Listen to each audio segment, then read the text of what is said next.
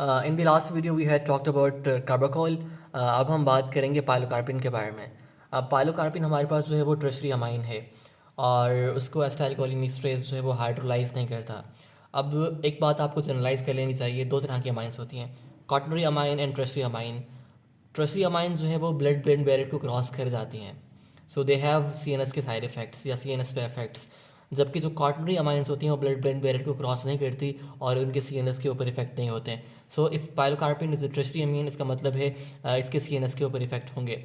और साथ में अगर ये हाइड्रोलाइज नहीं हो रही है एसिटाइलकोलिन के ज़रिए, तो इट मीन्स दैट इसकी ड्यूरेशन ऑफ एक्शन थोड़ी लंबी होगी। ठीक है। इसके अलावा एसिटाइल कोलिन के कंपैरिजन में या उसके जो दूसरे डेरिवेटिव्स हैं इसके कंपैरिजन में इसकी पोटेंसी थोड़ी कम है। ठीक है जनाब। बट क्योंकि ये ट्रशरी अमाइन है, अनचार्ज है, it can penetrate the CNS at therapeutic doses. ठीक है जनाब। इसके अलावा जो इंपॉर्टेंट बात है, it only has muscarinic activity. Nicotine nic receptor पे ये बाइंड नहीं करती, अनलाइक द कार्बाकोल। ठीक है जनाब। इसके अलावा अगर हम इसके एक्शंस की बात करें तो इसके एक्शंस में हमारे पास जो इस्तेमाल आमतौर पर जो पूछा जाता है वो आइज़ का इस्तेमाल है। आइज़ में जो है ये इसको इस्तेमाल किया जाता है मियोसिस को प्रोड्यूस करवाने के लिए। आपको इस लेवल तक ये तो पता होगा कि हमारे पास जो कॉलर्जिक एगोनिस्ट होते हैं वो मियोसिस प्रोड्यूस करवाते हैं, और जब मियोसिस होती है तो साथ में वो इंट्राऑक्यूलर प्रेशर को भी कम करवाते हैं। ठीक है। एक तो मियोसिस प्रोड्यूस करवाएंगे, साथ में ये सीधेरी मसल को कॉन्ट्रैक्ट करवा के उनको पैरालाइज करवा देंगे, जिसकी वजह से हमारे पास क्या होगा, अकोमोडेशन का स्पेज़म हो जाएगा, अकोमोडेशन नहीं होगी। ठीक है जनाब। और पाइलोकार्पिन सबसे ज़्यादा पोटेंट स्टिमुलेटर है सलाइवेशन को करवाने के लिए, टीयर्स को सिक्रेट करवाने के लिए और सलाइवा को बढ़ाने के लिए। ठीक है जनाब। और इसका इस्तेमाल इसलिए नहीं होता क्योंकि ये सिलेक्टिव नहीं है, due to the less selectivity इनको हम आमतौर पर इस्तेमाल नहीं करते हैं। बट जो इंपॉर्टेंट चीज़ आपसे पूछी जाएगी एग्जाम के अंदर वो ये होता है कि पाइलोकार्पिन को हम आमतौर पर इस्तेमाल करते हैं इमरजेंसी में ग्लाइकोमा को ट्रीट करने के लिए। So it is the drug of choice to treat glaucoma in emergency. और इंट्रा ऑकुलर प्रेशर को इमरजेंसी में कम करने के लिए आमतौर पर ओपन एंगल ग्लाइकोमा या क्लोज एंगल ग्लाइकोमा दोनों में हम इसको इस्तेमाल करते हैं। ठीक है। अब ये किस तरह कम करवाती है इंट्राऑकुलर प्रेशर को, ये हमारे पास क्या करती है, जो कैनाल ऑफ शैलम के अराउंड ट्रिपिकुलर मेशवर्क होता है उसको इफेक्टिवली ओपन करती है और ये ड्रेनेज को बढ़ा देती है। ठीक है जनाब। अब जब एक्वस उमर की ड्रेनेज इंक्रीज़ हो जाएगी तो जाहिर सी बात है इंट्राऑकुलर प्रेशर कम हो जाएगा और इसका action with in the minutes हमें आना शुरू हो जाता है और वो 4 से 8 घंटे तक जो है वो रहता है। ठीक है जनाब।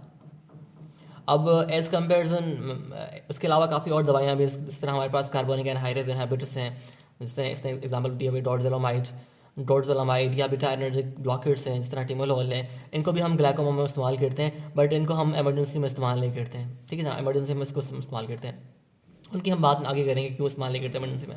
ठीक है जनाब। इसके अलावा जो ये मियोसिस करवाती है क्योंकि कोलार्जिक एगोनिस्ट है, सो इसका जो मियोसिस वाला एक्शन है उसको हम इस्तेमाल कर सकते हैं एट्रोपिन का अगर ओवरडोज हुआ है। एट्रोपिन के ओवरडोज में जो है वो मिड्रियोसिस होता है।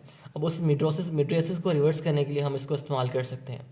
ठीक है जनाब। इसके अलावा क्योंकि मैंने ऊपर आपको बताया है कि हमारे पास ये सलाइवेशन को प्रमोट करती है, तो इसको हम जीरो ऑस्मिया के अंदर, यानी ऐसी बीमारी जिसमें हमारे पास ड्राई माउथ हो जाता है, सलाइवा नहीं आता, उसको ट्रीट करने के लिए इस्तेमाल करते हैं। आमतौर पर ये इसलिए होता है क्योंकि जो हेड एंड नेक के ट्यूमर्स होते हैं उनको जब रेडियोथेरेपी के साथ उनकी जब रेडियोथेरेपी होती है तो आमतौर पर जो है वो जीरो ऑस्मिया हो जाता है, उसको ट्रीट करने के लिए हम इसको इस्तेमाल करते हैं। इसके अलावा एक और बीमारी है श्रोगन सिंड्रोम। श्रोगन सिंड्रोम हमारे पास क्या होता है कि ऑटोइम्यून डिसऑर्डर है, जिसमें हमारे पास क्या होता है, आपका जो लैक्रिमल ग्लैंड है या जो सैलिवरी ग्लैंड है उनकी डिस्ट्रक्शन होना शुरू हो जाती है। और जब आपका लैक्रिमल और सैलिवरी ग्लैंड उनकी डिस्ट्रक्शन जब होगी तो क्या होगा, आपका माउथ और आपकी आइज़ जो है वो ड्राई हो जाएंगी। सो उनको ट्रीट करने के लिए भी हम पाइलोकार्पिन इस्तेमाल करते हैं। ठीक है जनाब, ये यहाँ तक ये लिखा हुआ है। इसके बाद हमारे पास अगर हम आगे बात करें एडवर्स इफेक्ट की, एडवर्स इफेक्ट इसके वही होंगे जो किसी भी कॉलर्जिक एगोनिस्ट के होते हैं, यानी ब्लड विजन, साइक्लोप्लेजिया हुआ है तो ब्लड विजन होगी ना, अकोमोडेशन नहीं होगी, नाइट ब्लाइंडनेस हो जाएगी। अगर एक्सेसिव पॉइजनिंग होगी, ज़्यादा हमारे पास किसी ने ले लिए तो जो पैरासिम्पैथेटिक इफेक्ट होते हैं वो डोमिनेट करना शुरू हो जाएंगे, क्योंकि ये पैरासिम्पैथेटिक तो मेमेटिक दवाई है ना।